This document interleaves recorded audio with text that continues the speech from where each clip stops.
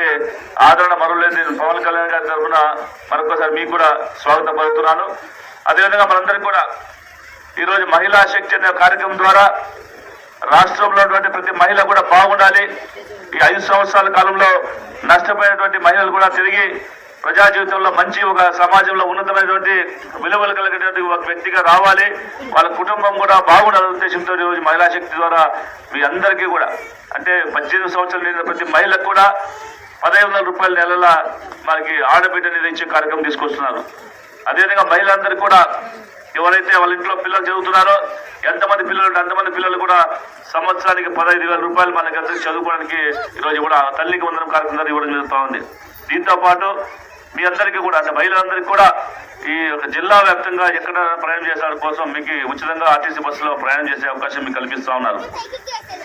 ఇన్ని పథకాలతో పాటు యువకులు ఎవరైతే యువకులు ఉన్నారో ఉద్యోగాలు వచ్చేదాకా వాళ్ళు నెలల 3,000 రూపాయలు జీవన భృతి ఇస్తూ ఈ రాష్ట్ర వ్యాప్తంగా ఉన్నటువంటి యువకులందరూ కూడా 20 లక్షల ఉద్యోగాలు తీసుకొచ్చే బాధ్యత కూడా చంద్రబాబు నాయుడు గారు తీసుకోవడము నిజంగా మన అదృష్టంగా నేను భావిస్తున్నాను. దాంతోపాటు రాష్ట్ర వ్యాప్తంగా లక్షలాది ఉద్యోగాలు ఖాళీలు అలాగే ఉండిపోయినాయి.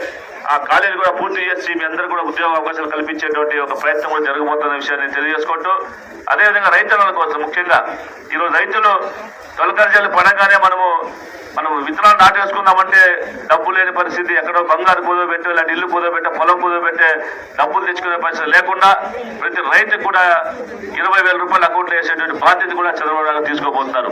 ఇలాంటి మంచి సంక్షేమ కార్యక్రమాలు తీసుకుంటూ మరోవైపు రాష్ట్రాన్ని అభివృద్ధి దిశలో తీసుకొచ్చే కోసం ఆహర్నిశలు శ్రమిస్తున్నటువంటి చంద్రబాబు నాయుడు గారిని తప్పకుండా ముఖ్యమంత్రికి చేసుకునే బాధ్యత మనందరూ తీసుకోవాల్సిందిగా మిమ్మల్ని కోరుకుంటూ ఈ యొక్క గజదేవరపల్లిలో ఇంత ఘనస్వాగతం పలికినటువంటి మీ అందరూ కూడా మా ఇద్దరిని ఎమ్మెల్యే అభ్యర్థి అయినటువంటి ఎమ్మెల్యే సురేంద్రబాబు గారిని అంబికా లక్ష్మణ చెప్పినట్టు 2 ఓట్లు సైకిల్ గుర్తుకు వేసి అత్యధిక మేరతో గెలిపించాల్సిందిగా మీరు ఆశీర్వాదం చేయాల్సిందిగా మిమ్మల్ని కోరుకుంటూ ఈ రోజు అవకాశం ఇచ్చినటువంటి మీ అందరూ కూడా మరొకసారి హృదయపూర్వకమైన నమస్కారం తెలియజేసుకుంటూ సెలవు తీసుకుంటాను.